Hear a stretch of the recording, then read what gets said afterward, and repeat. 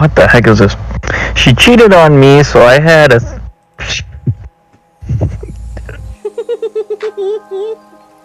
former boyfriend and the guy she cheated on with.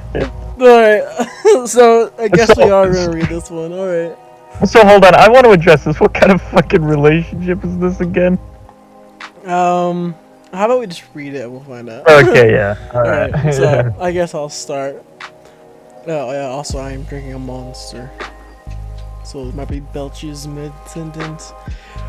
To clear up any confusion that might come up, you have to know that I am a bisexual man. Okay, that makes sense. Yeah, that makes sense. I love sharing this story because I'm still proud of it.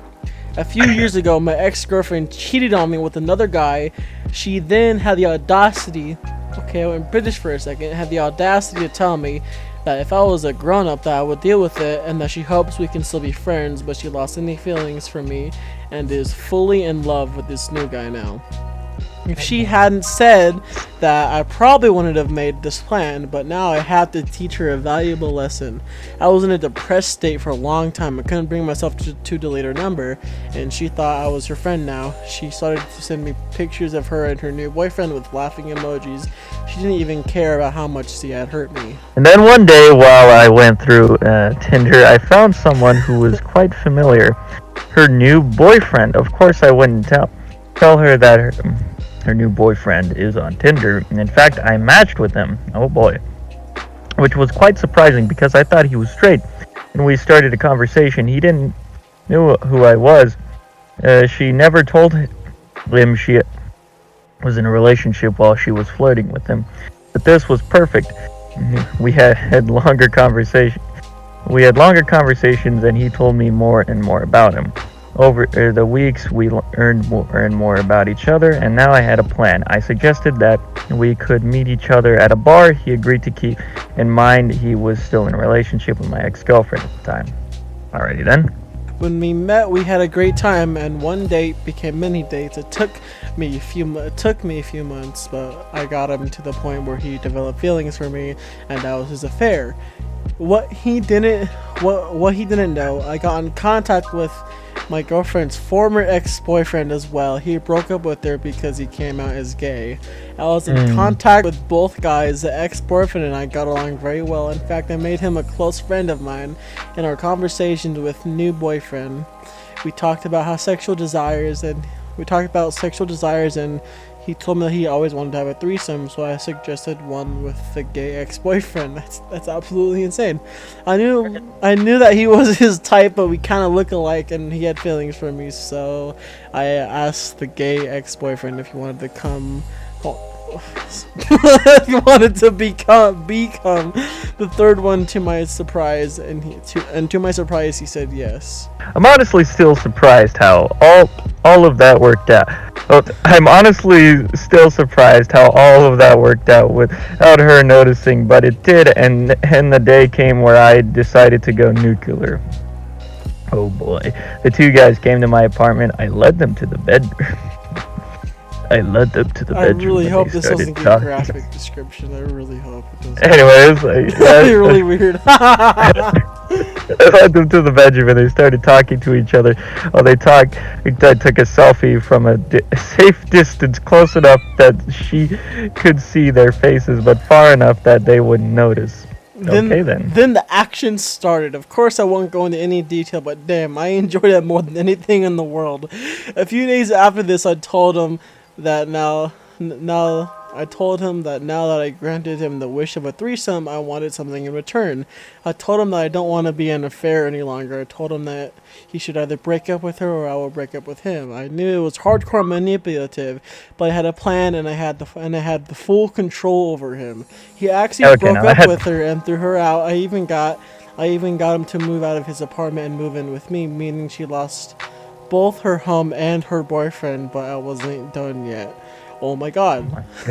Because after that, she texted me with crying emojis that her boyfriend dumped her and that she regrets leaving me. And then said, "Your boyfriend? Are you talking about this guy?" and sent her the selfie I took. She called and texted me several times, but I ignored her. My plan was almost successful. There were only 3 things left I still had to do. Alright. I kind of want to read this actually. But go You ahead. want to read it? Yes, I want this to so bad. Alright, go ahead. You know, yeah, go ahead. The first was that I told her mother, who hates infidelity more than anything because her father cheated on her mother with another woman. You could say like father, like daughter. Her mother was angry, but thanked me for telling her. From what I've heard, is that her mother cut ties with her, but I admit that I don't know if it actually happened. And I don't think that it happened, but it would be funny if it was true. The second thing I did was dumping him, because unfortunately for him, he was a cheater too, and I hate infidelity as well. Oh my god. Last thing I did was going out with the gay ex-boyfriend, and after a few days we got together and we are still a couple. In the end, I destroyed both her and the guy she cheated on me with, and couldn't be more proud of myself. Edit. So for some reason I get too many messages. No, I will. No the fuck, I will not tell you details about the threesome, you horny MF, so stop asking. Oh my god. But honestly, I'm gonna go and just say this, Yeah. but yeah, cheating is definitely not okay. And honestly, it was definitely fucked up. It was fucked up for what the girl did, but yeah, definitely really fucked up for what the guy did in return. Well, But it's to be like, fair, it's not like he's asking if what he did was wrong. He's just stating what happened. He's just stating something he did, so he probably knows it. He is wrong, yeah, he's definitely acknowledged that what he did was fucked up, but hey, uh, yeah, I guess that doesn't make it any. karma's a bitch. I guess. Karma's a bitch. It's you say that with a question From the mark words because of it's like JoJo Siwa, I guess. I don't know. no, you just say it like a question. It's like karma's a bitch. I don't know. Mate, I piss right back. You know, I'm just saying, if you like pissing on cats, move away from China. Wouldn't you want to be in China since? Oh, I got it now. Never mind. Oh, don't look up Chinese young boy eggs for the life of you. Why would you even know what that is? Anyways, moving on. I'll start, I guess. Not my story, but that. Not my story, but that of an old college friend who told it to someone who'd listen. His girlfriend blogged about it. He actually became a bit of a legend in some circles. Small circles, but still. Anyway, Jack moved in with his girlfriend Jill. Jack moved in with his girlfriend Jill, of course. Jill had a cat.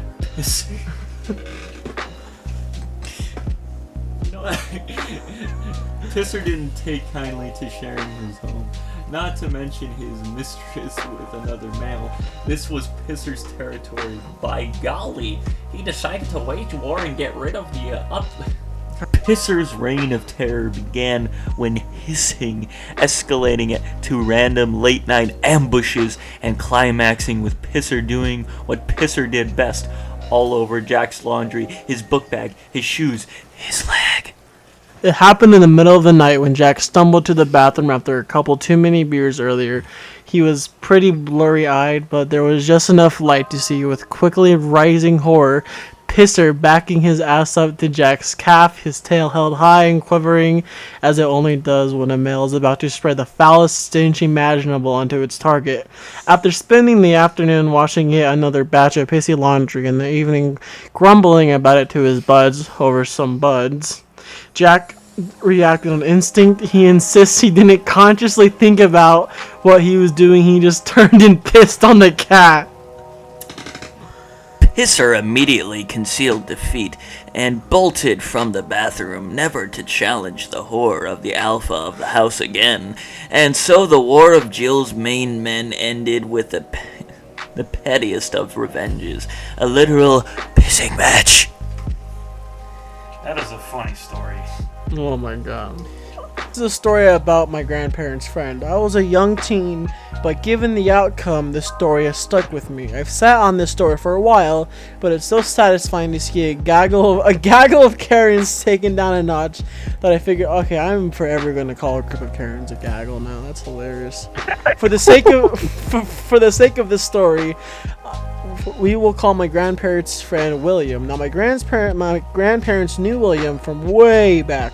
My grandfather knew him from school. My My grandmother knew him from school. My grandfather met him after they married my grandmother. Anyways, in the 60s, Grandma was a manager at the 7-Eleven. William led a crew that went there every day, and it was the only gas station in a 30-mile radius. So everyone in that sleepy coastal town, so knew everyone in that sleepy coastal town kind of way. Now, one day, William was doing a job down in the waterfront and slipped, fell, and broke his back. While he was healing from the operation and was broke as a joke, my grandma would always make sure to send him something to eat that she'd pay for when the crew would come in to grab their snacks and gas up, knowing William would simply skip the meal to save the money for his own family. My grandpa also took him to several doctor appointments since William couldn't drive for a while and his tiny little wife couldn't wrangle him into a car by herself. William never forgot that 20 years later, when he sold off his now very successful business and was a millionaire about 20 times over, he promptly told 90% of the world to go to hell, but kept those that had always been there for him close. Meanwhile, he never moved from the house that he had had since before he was rich. His only concessors to his wealth were his trips and his wife were his trips with his wife to see the world and buying up quite a few acres of the forest land around him. If you weren't his friend, you take him for every other blue-collar worker in the town. There was absolutely nothing obvious to show that he was worth tens of millions of dollars. God damn.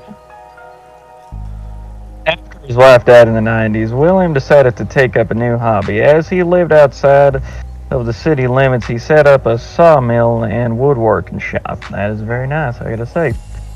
Got all the proper permits and everything. The saws were in a big old enclosed building in the middle of all that land, so in all honesty, so no harm, no foul, right? Wrong. The family that owned the forest behind William's land had just sold it to developers. Thus, the new luxury-gated neighborhood, the first in the area, was born. Enter a plethora of Chads and Karens.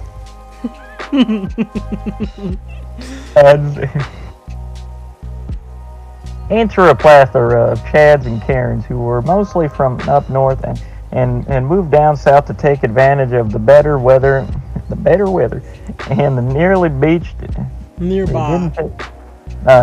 beach. It didn't take long before they decided to take offense to his little business venture on the other side of the 10-foot wall of the neighborhood because it didn't fit with the image of their community. Oh, for fuck's sake. I'm gonna fucking shove my boot up their ass. You don't come here down in the south and disrespect us, you pussy. You know the community he was decidedly not a part of, so they sued him, didn't even try to start a dialogue with him, just up and sued him. Also, I can't tell you if you're reading this in a country accent on purpose or not.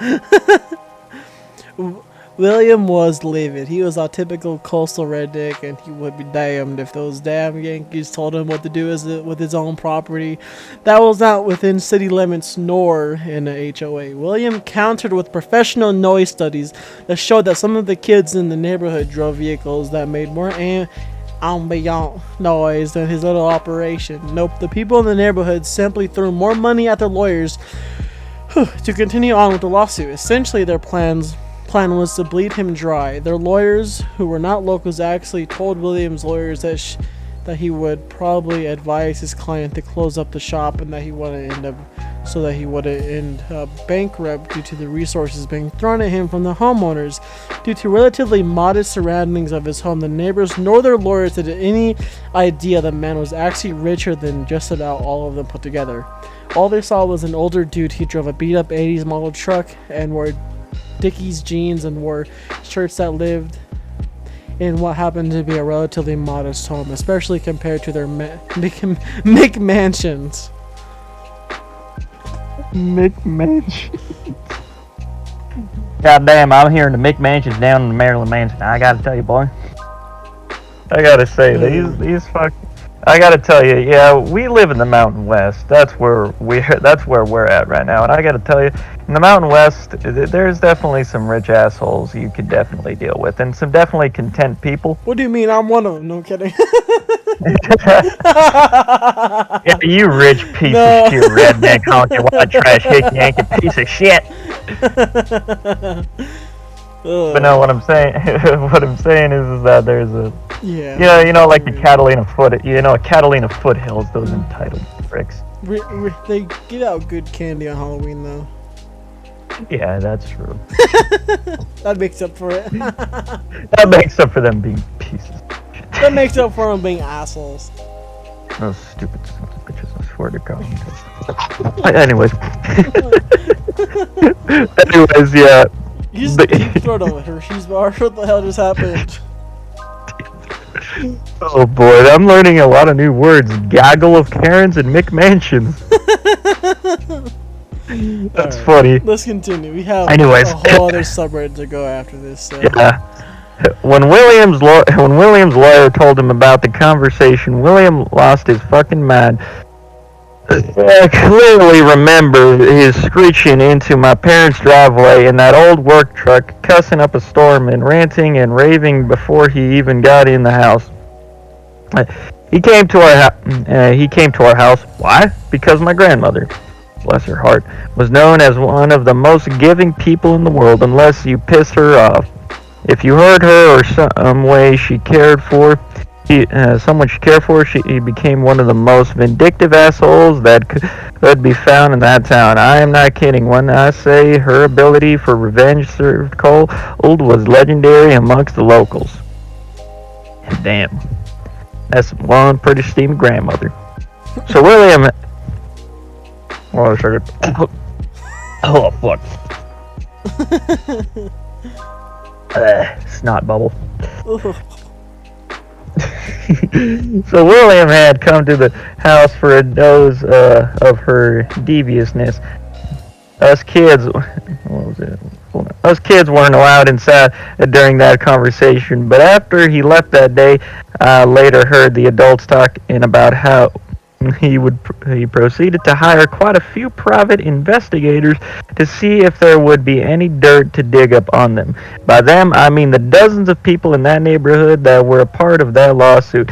Lo and behold, there was apparently copious amounts of dirt to be had. I still remember him positively crowing about it in my grandparents' one fine summer day months later. That 60-something-year-old man was as gleeful as a proverbial kid on Christmas morning. Why? Because after he learned that his little private army dug up, he started making some phone calls to various acquaintances in high places. The ensuing fallout meant that the lawsuit was dropped. There was quite a list of misdeeds that we discovered, but the ones that I heard talked about by the adults stick out are... There were more than a handful of individuals that owed back child support. William very helpfully had the private investigators provide the mother's updated address and employment information so they could pursue said child support garnishment if they wanted to. On top of that, the IRS became very interested in several of those people as well as various other neighbors. Finally, one household ended up in prison because the investigators realized they were drug dealers. The pictures of the transactions caught by the PIs were helpfully handed over to the sheriff's department. Drugs are bad, kids. Moral of the story, never piss off rich rednecks. Bro, this reads how Eugene talks from. So there's this character from The Walking Dead. His name is Eugene. He's from Texas, but he's like a science nerdy dude. So he talks like a nerd, but he has a country accent. So it this reads how he talks, and it's fucking incredible. That's funny. So it's kind of like a yeah. So anyways, I gotta tell you.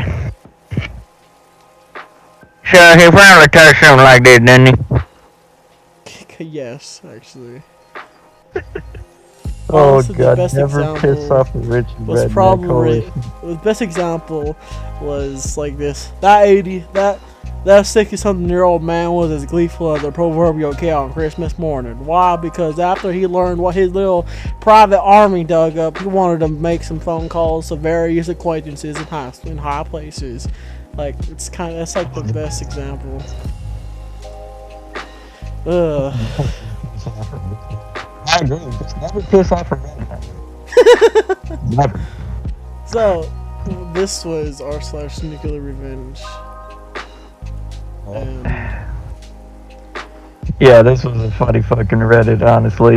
You know, besides a few places, but yeah, obviously a lot of these stories are going to be a bit twisted. 14,000. Lumen. 14,000 Me lumens. Me reaching for my 14,000 lumen flashlight in my club department after the moon gooning session. When the cop pulls me over. With his elk skull strapped to his waist, With me my about to With my 14,000 lumens elk skull flashlight. blind the police officer with my 14,000 lumen searchlight. My 14,000 lumen elk skull. The red ass elk skull. Oh boy. Yeah. So, anyways. Yeah, I'm gonna stop the recording here now. Yeah, this was r/Nuclear Revenge. Thank you guys for listening. Thank you all for tuning in. Holy shit. If you got to the end, what the fuck is wrong with you? But also thank you. And yes, and of course there is a. Hello? Check it out. You just Do it in your own discretion. No, you just cut out for like 5 seconds. God fucking damn it. Say all that again. So anyways, as I said, this Reddit, like I said, has a lot of very distressing things in it. And we did read a certain story that we looked into that earlier in the video, of course, and some of you may have skipped it. Now, of course, if you do want to look into this Reddit, do it at your own discretion. But of course, full warning, there are some pretty messed up things in here, but there are some pretty funny fucking stories like this one. So thank you all very much for tuning into this episode of our Slapdash Reddit Reacts. Slapdash reads Reddit stories. Slapdash reads Reddit stories. I like it. Alright. SRRS. SRRS. SRRS. Soviet Thank you very Union. much. We'll see you all on the next one. Oh yeah, also use code slapdash at w.gg for 10% off any purchase. Thank you very much. Bye.